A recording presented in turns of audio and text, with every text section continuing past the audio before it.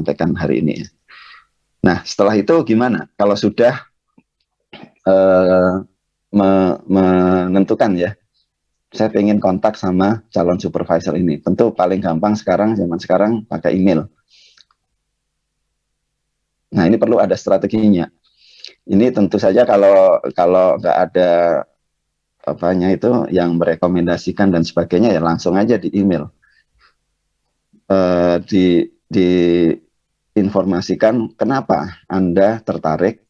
Kalau Anda sudah melakukan research yang bagus tentang research group tadi, juga place-nya 3P tadi ya, place, person, dan project, tentu lebih gampang menulis kenapa Anda tertarik, kenapa Anda merasa orang yang paling baik untuk bergabung dengan research group itu. Ya nggak usah sungkan, bilang aja, saya merasa saya punya potensi untuk membuat research group Anda dan program riset itu akan menjadi semakin sukses.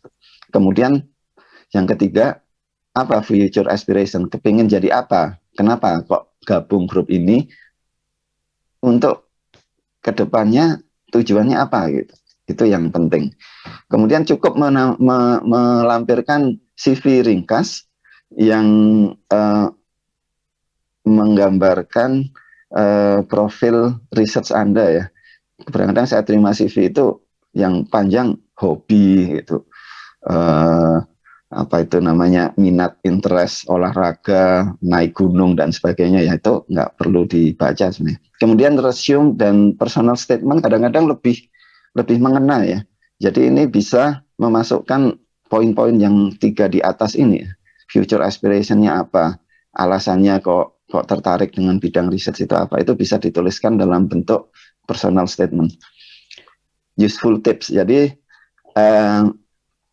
ini pengalaman saya. Biasanya karena biasanya calon supervisor yang sibuk itu terima email seperti ini bisa seminggu beberapa kali gitu ya, calon mahasiswa atau orang yang berminat gabung gitu.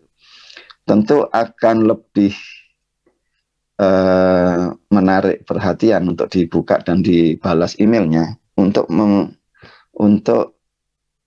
menanggapi seseorang yang sudah ditemui sebelumnya. Kalau seseorang yang belum ketemu, ya memang kalau ada waktu dibaca emailnya, dibalas. Tapi kalau untuk orang yang sudah pernah ketemu, itu biasanya lebih diperhatikan. Atau kalau nggak pernah bertemu, rekomendasi dari orang yang kenal. Jadi yang di tengah-tengah ya. Jadi di email ditulis sesuai rekomendasi oleh ini yang merekomendasikan ke saya bahwa Anda adalah mungkin calon supervisor yang tepat untuk saya. Nah, itu biasanya diperhatikan gitu ya. Nah, kenapa kalau have met before ini agak sulit memang ya, kalau zaman sekarang agak sulit ketemu karena nggak ada conference dan sebagainya. Tapi usahakan kalau adik-adik yang ingin studi di luar negeri, ketemu seseorang akademik yang berkunjung di tempat Anda belajar, ya coba ajak bicara, kenalan gitu ya. Nah, setelah itu siapa tahu di masa depan kalau butuh untuk berkolaborasi atau cari supervisi seperti ini kan bisa ditulis di emailnya. Dulu saya pernah ketemu dengan Anda, mungkin Anda masih ingat itu, terus kemudian disampaikan niatnya seperti itu. Itu making first contact. Nah, 10 menit terakhir saya mungkin sedikit cerita. Jadi apa yang saya sampaikan itu berdasarkan pengalaman ya, bertahun-tahun itu yang tadi disebutkan di 4 tempat itu. Jadi saya 96 lulus FK, saya ke Eijkman, kemudian setahun di sana saya memulai making first contact tadi itu. Jadi bayangkan aja, baru 1 tahun lulus dari FK, belum pernah punya publikasi, belum pernah ya punya riset sedikit-sedikit di Eijkman, tapi 1 kali kontak pertama atau kedua atau ketiga saya lupa, tapi nggak banyak, sudah langsung dapat. Kuncinya apa? Itu karena rekomendasi. Jadi saya beruntung, saya punya mentor, Prof. Sangkot Marzuki, yang waktu itu jadi mentor saya sering dikasih arahan sama beliau, bahkan ngobrol personal itu sering mengarahkan, sudah langsung diarahkan bahwa kamu ke Australia aja, seperti itu ya. Saya waktu itu pengen, kenapa nggak Eropa, Inggris? saya pengen ke Inggris gitu atau ke Amerika. Beliau memberikan banyak alasan strategis dan lain sebagainya karena Ekman waktu itu banyak kerjasama dengan Australia dan sebagainya. Oke, saya terima. Diarahkan ke Queensland. Saya mengincar satu supervisor namanya Brandon Wainwright, itu seorang waktu itu yang muda gitu ya, racing star di Queensland, tapi terkenal sulit ya. Jadi dia sangat pilih-pilih dan saya email nggak dibalas, jelas nggak dibalas. Kemudian saya beruntung internet connection unstable. Bisa masih dengar suara saya? Masih bisa, Siap, Prof. Siap, Prof. Masih bisa, Prof. Masih bisa, oke. Iya. Oke. Saya teruskan ya. Nah, saya beruntung ada profesor lain dari Queensland yang sering yang datang ke Ekman, nggak sering. Dia waktu itu ada kerjasama, ngasih kuliah, ngasih seminar, namanya David Hume. Jadi dari sini saya sering ngobrol sama beliau, makan siang bareng gitu dan sebagainya, sampai akhirnya saya bilang saya ingin mendekati Profesor Brandon Wainwright gitu untuk studi PhD. Dia bilang, oh ya dia teman baik saya. Oke, saya email dia gitu supaya balas emailnya, langsung di email, langsung dibalas email saya gitu ya. Dan setelah itu gampang. Waktu itu Brandon bilang, maaf karena tempat lab saya itu penuh gitu, banyak sekali yang mau masuk, saya belum bisa menjamin tahun depan ada tempat kosong buat student baru. Kemudian si David Hume langsung intervensi. Oke, kalau memang penuh, ke tempat saya dulu 1 tahun, nanti tahun kedua ke tempat Brandon Wainwright gitu. Malah saya baru belakangan tahu bahwa David Hume lebih senior dari Brandon dan lebih kelas dunia gitu.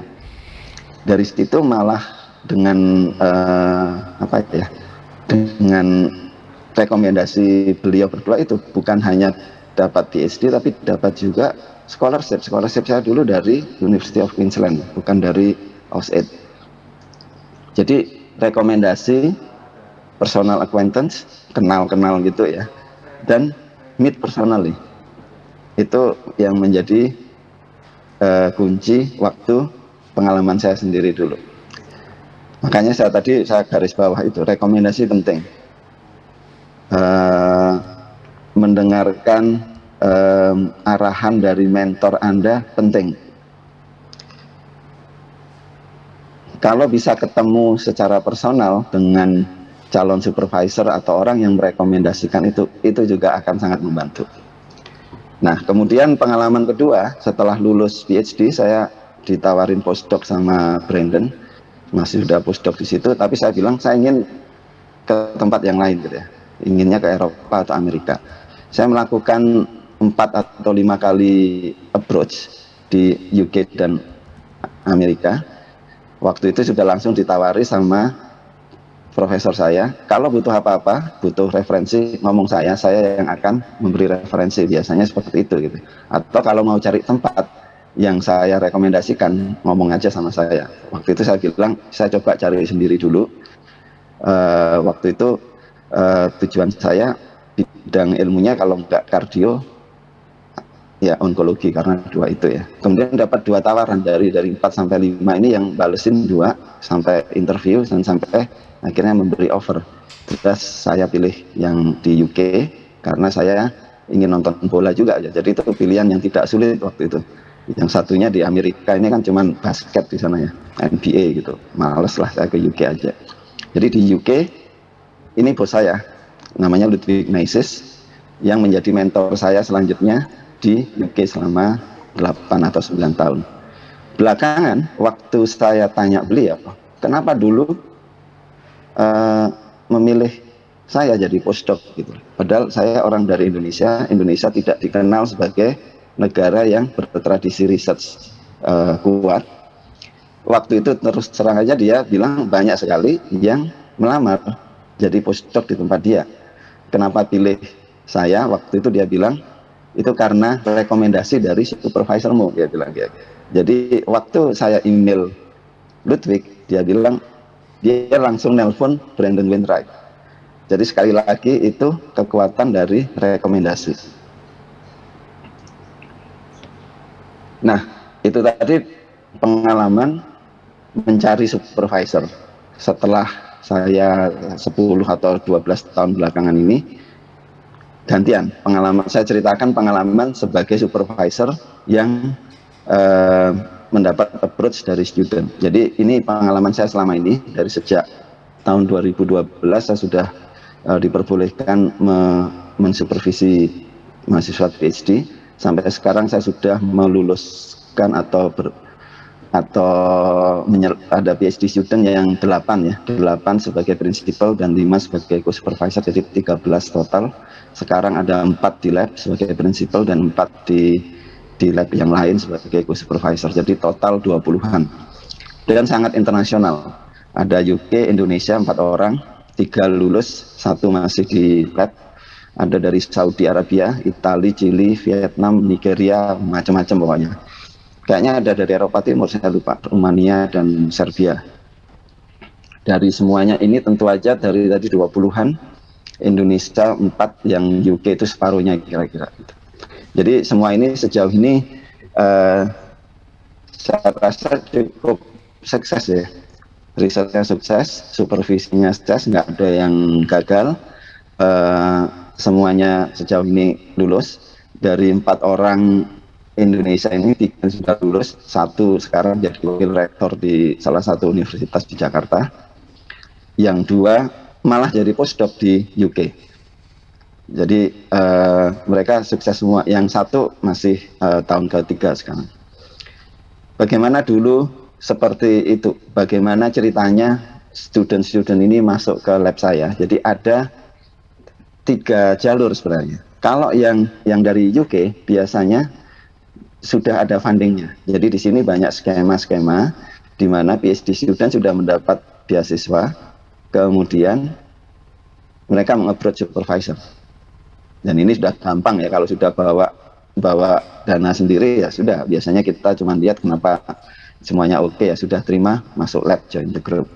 Yang kedua, yang di sini juga itu supervisor bisa juga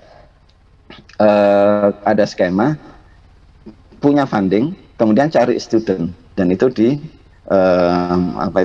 di advertise gitu, kemudian student yang lamar diseleksi dan kita dapat student yang baru. Itu biasanya untuk yang local student, karena fundingnya juga beda ya. Kalau tuition fee atau SPP-nya mahasiswa lokal itu jauh lebih murah daripada internasional. Jadi beasiswanya juga nggak besar sebenarnya, tapi cukup untuk membiayai living cost dan tuition fee. Ini pernah kita tiap tahun selalu ada yang seperti ini. Nah, yang banyak dari internasional adalah mahasiswa approach supervisor, kemudian belum tahu fundingnya dari mana dan minta tolong support untuk mencari beasiswa, atau istilahnya cari LOE ya, letter of acceptance, untuk apply ke LPDP misalnya gitu. Itu paling sering. Nah, tentu aja yang harus dilakukan ya ini ya, biasanya kita ingin melihat apakah calon mahasiswa itu bisa meyakinkan kita bahwa nomor 1 bisa sesuai dengan kriteria PhD student, itu nomor 1 ya, meet the criteria first. Degree-nya sudah S2 belum, pengalaman riset sebelumnya, skill-skill teknik yang sudah dipunyai sebelumnya, language requirement, TOEFL, IELTS dan sebagainya sudah ada belum? Kalau sudah ada, oke. Dan kemudian biasanya ada beberapa informal approach ya, kalau zaman sekarang banyak pakai Zoom, pakai Skype. Dan bagaimana strateginya mencari scholarship? Kalau itu sudah bisa dipenuhi, nah biasanya baru supervisor serius. Kalau gitu kita mulai diskusi bagaimana try to secure the funding gitu. Dalam pengalaman saya sejauh ini yang sudah pernah saya lakukan dengan Indonesia, kira-kira dengan LPDP yang paling banyak, ada sekitar banyak yang approach, kira-kira 5 atau 6 kali saya lupa, yang saya bantu untuk mendapatkan beasiswa. Seperti yang saya bilang tadi, 4 sukses ya. Jadi 4 itu semuanya, 4 mahasiswa saya itu dari Indonesia, semuanya LPDP. eh, pernah dari CONICET Chile. CONICET itu kayak Ristek diktinya Chile ya. Satu mahasiswa langsung sukses. Dari Pakistan 2 kali saya support Commonwealth Scholarship, nggak ada yang sukses. Nah ini masih penasaran saya kenapa kok bisa gitu. Dari Saudi, Kingdom of Saudi Arabia KSA 1 kali sukses, Nigeria juga 1 kali sukses. Jadi pengalaman saya dari banyak yang sukses ini, kebanyakan yang sukses itu pasti sudah pernah ketemu personal sama saya. Jadi 4 orang mahasiswa Indonesia yang dapat LPDP dan akhirnya sukses, semuanya sudah pernah ketemu waktu saya ke Indonesia berkunjung ke institusinya. Semuanya direkomendasi oleh atasannya, baik itu dekan atau dekanat, pokoknya dari situ. Kemudian semuanya melalui proses yang panjang. Dari persiapan sudah saya interview informal dulu, dilihat dulu, kemudian saya konsultasikan dengan Doctoral Academy di sini istilahnya. Kemudian persiapan untuk apply beasiswa biasanya 1 tahun sebelumnya sudah kita persiapkan dulu. Jadi nggak ujuk-ujuk gitu ya. Beasiswanya 1 bulan ke depan udah apa itu deadline baru mulai gitu. Enggak, ini sudah pendekatannya udah 1-2 tahun sebelumnya kita siapkan. Biasanya saya tanya dulu kapan LPDP yang depan, deadline-nya kapan. Biasanya 6 bulan sebelumnya kita sudah mulai untuk menulis semua itu ya, proposalnya itu dari saya, mereka yang nambahi, mengurangi dan sebagainya. Jadi persiapannya panjang. Yang dari Chile juga begitu dulu, dia sudah ada di Manchester, sudah belajar master, melakukan approach saya dan kita persiapkan dalam situasi yang sama. Yang Arab Saudi enggak, dia sudah siap karena Arab Saudi terkenal banyak uangnya, gampang cari beasiswa di sana. Jadi asalkan kita bilang iya, pasti dibayarin sama pemerintahnya. Nigeria dulu saya lupa, ini kayaknya seperti itu juga. Nah yang Pakistan 2 ini saya ingat betul, agak terburu-buru memang, dan kita tidak pernah ketemu langsung, hanya lewat Skype atau Zoom gitu. Nah jadi saya kira waktunya udah habis ya. Saya kira saya tutup sampai di sini saja, supaya mungkin ini hanya untuk pemicu atau pemantik diskusi. Kalau ada pertanyaan seperti apa, saya mungkin lebih baik seperti itu daripada saya yang ngomong, lebih baik ditanya, nanti kita bisa diskusi. Saya kira itu dulu, terima kasih. Saya kembalikan ke Mas MC tadi. Terima kasih Prof. Delfak. Ya, terima kasih Prof. Delfak. Tadi sebenarnya ada 2 pesan ya. Artinya pertama, prinsip place, person, dan project ya, Prof. Delfak ya, harus diketahui itu kandidat dari teman-teman yang ingin PhD itu adalah suatu strategi ya untuk menentukan bahwa PhD kita akan berjalan lancar dan bisa diterima begitu. Kemudian yang kedua adalah pengalaman Prof. Delfak itu terkait kiat praktis dan aplikatif ya untuk student ingin apply PhD itu di luar negeri. Jadi sangat informatif menurut saya ya dari Prof. Delfak ini, karena pas waktu sudah 12.05 ini itu memang Dr. Farizal ini langsung ke sesi diskusi panel aja ya, karena sudah 12.05 dan kami mohon Dr. Triyono dan Dr. Ahmad Kusnur Romdoni bisa gabung juga, sehingga kita sama-sama, ini banyak pertanyaan ini, ke saya juga ada pertanyaan yang mungkin bisa disampaikan dan juga dijelaskan oleh para senior sekalian. Ini mungkin nanti Dr. Farizal juga akan mengajukan pertanyaan untuk diskusi. Pertama begini, ini ada yang tanya mungkin sangat strategis ini mungkin untuk Prof. Delfak sama Dr. Dhani ini, mengenai sandwich ya, program PhD sandwich gitu. Itu secara kualitas dan juga kemungkinannya gimana sebenarnya itu? Mohon Prof. Delfak sama Dr. Dhani bisa menjelaskan, karena mungkin ada yang sedikit disampaikan oleh Prof. Delfak tadi, ada suatu non-scientific consideration ya, Prof. Delfak ya, mungkin istilahnya masih ada tempat di Indonesia misalnya untuk pergi terus balik lagi gitu. Mohon penjelasannya, Ya. Pak. Oke, terima kasih. Ini pernah didiskusikan dulu, ada satu delegasi dari salah satu FK universitas terbesar di Indonesia ke Manchester, pengalaman sendiri ya. Jadi kemudian kita diskusi, mereka mengajukan opsi atau apa itu wacana sandwich ini ya, program yang benar-benar sudah terinstitusi gitu, dua university. Kemudian jawaban dari itu ketemu dengan associate dean dan sebagainya, pejabat di sini. Jawaban dari Manchester itu begini, kita lihat dulu kualitasnya.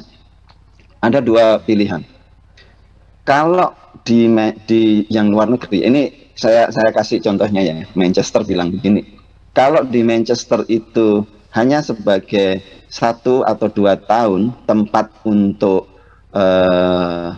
menambah pengetahuan riset, kemudian mahasiswa balik dan dia enroll atau terdaftar di universitas di Indonesia, nanti lulusnya PhD-nya Indonesia, nggak ada masalah.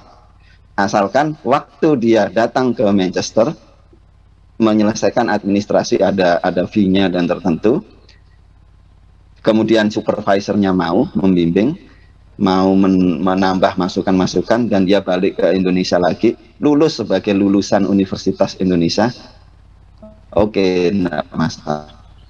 Kalau mau lulusannya ada Manchesternya, ada ijazahnya Manchester, nah itu harus ada akreditasinya. Jadi di sini minta bahwa mereka akan lakukan evaluasi dulu, karena kalau nanti ijazahnya itu dari Manchester, maka dia harus make sure bahwa kualitasnya juga sesuai dengan yang sudah mereka tentukan begitu ya. Jadi waktu itu pilihannya seperti itu. Kemudian ada implikasinya juga. Kalau sandwich dengan ijazahnya nanti keluarnya, nah sebentar, saya balik lagi. Kalau yang tadi yang opsi pertama cuman sebagai tempat menimba ilmu, tidak perlu membayar tuition fee gitu ya.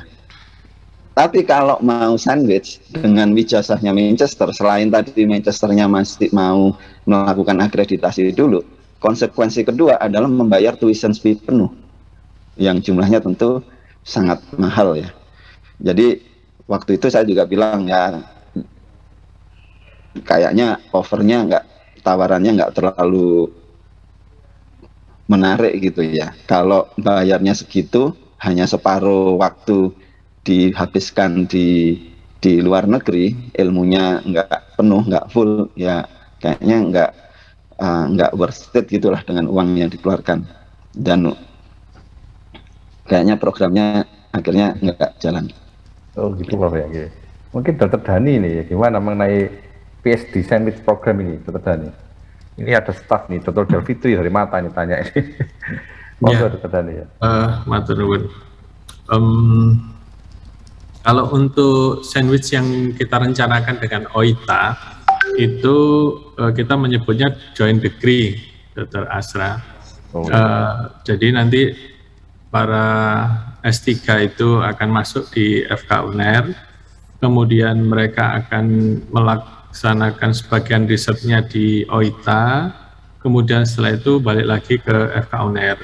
Nah, pada saat ini rencananya itu nanti ada tanda tangannya bersama Dr. Asra. Jadi dari OITA dan juga dari UNAIR. Nah, namun ini menarik juga yang disampaikan Prof. Delfak, karena mungkin Manchester kita tahu rankingnya sudah tinggi sekali ya, excellent di internasional, sehingga saya kira wajar saja kalau minta tuition fee dan juga melihat akreditasi dari universitas asalnya. Kalau boleh tahu nggih, Prof. Delfak, itu akreditasi apa yang diminta, Prof. Delfak? Ini menarik juga sih ini sepertinya kalau buat kita. Waktu itu nggak dibilang jelas ya, saya sama para petinggi di sini, tapi saya bisa membayangkan ya, dilihat tempat labnya yang menjadi partner itu sudah sama levelnya nggak dengan lab yang menjadi partner di Manchester gitu ya. Tentu termasuk juga kalau misalnya katakanlah ini risetnya ini tentu beda-beda ya, fasilitas dan kemampuan lab itu antara lab yang basic science, population science, sama clinical science itu beda-beda. Jadi bisa aja kalau misalnya bidang population science itu labnya ya lebih bagus di Indonesia ya, karena di Indonesia populasinya lebih besar dan lebih beragam. Kalau mau dilihat, dipelajari ya mungkin lebih bagus di Indonesia. Kalau basic science itu ceritanya lain. Fasilitas labnya tentunya yang diminta atau dibayangkan itu harus level apa itu. Yang kedua juga reputasi dari grup riset yang ada di Indonesia itu, misalnya publikasinya, grantnya seperti apa. Jadi pada dasarnya mungkin saya juga bisa memahami mereka ingin menjaga mutunya. Sebagai contoh, sandwich ini Manchester sudah ada di bidang biological science itu sama A-Star ya, A-Star di Singapura. Itu 4 tahun, 2 tahun di Singapura, 2 tahun di Manchester. Kemudian yang sekarang sedang dirintis dengan 2 universitas di Cina, satu Shanghai Jiatong, kemudian Melbourne Uni di Australia. Jadi kira-kira seperti itulah level yang mungkin diharapkan gitu kalau di sama kami di sini. Tapi tentu saja itu bukan berarti tidak mungkin ya, seperti yang saya bilang tadi, Indonesia itu kalau basic science fasilitas labnya mungkin masih kurang, tapi bidang lain mungkin bisa labnya lebih bagus. Saya bilang tadi population sama clinical science mungkin labnya lebih bagus di Indonesia gitu, karena kita lihat masyarakatnya, populasinya dan sebagainya seperti itu. Oke. Mungkin Dr. Triyono ada tanggapan?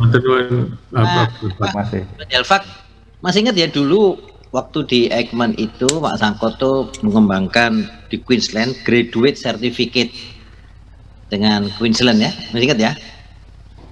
Jadi ya ingat itu, saya mahasiswanya itu. Oh lah, nggak ketemu, tapi itu dulu ketemu tuh Pak Delvac ya. Jadi kualifikasi labnya Eijkman itu dianggap setara dengan Queensland gitu. Betul, ya. Degree-nya itu diakui dan level di sana kan gitu ya, Pak ya? Iya, iya. Kira-kira kan itu yang dimaksud. Betul, iya. Dan Eijkman kan memang bagus ya waktu itu. Saya ke Queensland juga labnya ya sudah, Eijkman sudah seperti itu gitu. Nah itu dia, saya almarhum berbusa-busa membangun dulu. Kalau gitu Dr. David dong, Pak David yang dari yang hepatitis dulu. Oke, itu yang dimaksud Pak Asra. Jadi Erlangga itu mau tidak mau harus membangun seperti itu. Paling tidak labnya gitu ya. Dr. Asra ini Pak Delvac itu rodo sungkan ngomong itu gitu. Iya, ini ada lagi pertanyaan dari audiens ini. Untuk Prof. Delvac, mengingat sekarang ini untuk menjadi pegawai institusi atau PNS itu sulit. Bagaimana tentang rekomendasi institusi bagi lulusan baru yang ingin langsung mengambil S3 di Manchester atau luar negeri? Artinya apakah perlu itu rekomendasi dari institut yang jelas gitu? Monggo, Prof. Ya. Rekomendasi itu biasanya dari akademik rekomendasi itu tentu dari akademisi ya. Jadi kalau misalnya sudah S2 atau S1 ya dari profesornya atau pembimbingnya pada saat S2 atau pembimbing tugas akhir S1 misalnya seperti itu. Tidak harus PNS, saya kira bisa mendapatkan itu ya. Biasanya rekomendasi akademik itu beda dengan rekomendasi pekerjaan. Jadi asalkan dia kenal, dia pernah bekerja sama, dia pernah menjadi pembimbing, itu sudah cukup syarat untuk memberikan rekomendasi. Ya. Oh, dari individu ya? Dari individu ya? Iya, individu. Cukup ya. Dr. Triyono mungkin ada pengalaman itu? Individu apa institusi? Tadi bahkan sama Pak Delvac tadi itu ya, itu seluruh dunia itu tadi saya kemukakan, saya menghubungi profesor saya itu nggak pernah ketemu, Pak. Itu bedanya Pak Delvac. Saya dulu di Lombok, cuma nulis surat, nulis surat, saya ke Yale, di Yale itu, dia tersentuh hanya karena saya bilang dulu ayah saya pernah